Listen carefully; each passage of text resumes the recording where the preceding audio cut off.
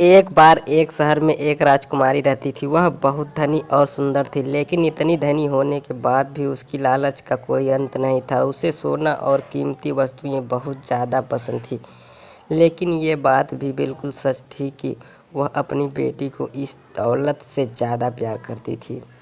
एक दिन उसे एक गोल्डन परी नज़र आई।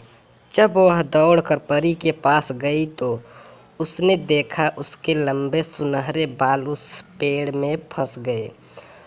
उस औरत ने उस गोल्डन परी की मदद करके आज़ाद किया, लेकिन उसकी सुंदरता देखकर राजकुमारी के मन में लालच आ गया कि मदद के बदले में राजकुमारी से अपनी इच्छाओं को पूरा कर सकती हूँ। परी ने उसके मन की बात जान ली।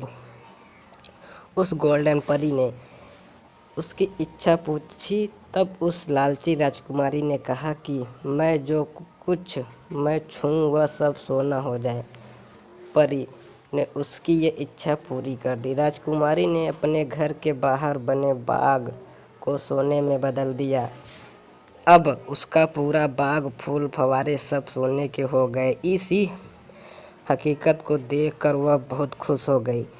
अब वह हर जगह हाथ लगाते हुए महल के में वापस जाने लगी और खुशी से देखकर पागल हो गई।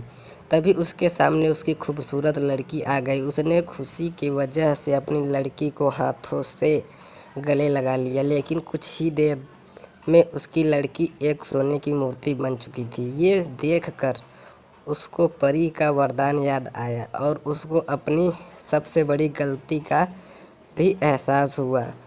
वह राजकुमारी काफ़ी ज़ोर से रोने लगी और उसी परी को खोजने लगी, लेकिन वो परी कहीं नज़र नहीं आई। उसका लालच इतना ज़्यादा बढ़ चुका था।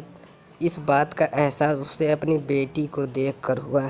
दोस्तों, इस कहानी से हमें ये सीख मिलती है कि ज़रूरत से ज़्यादा लालच हमें विनाश की तरफ ले जाता है।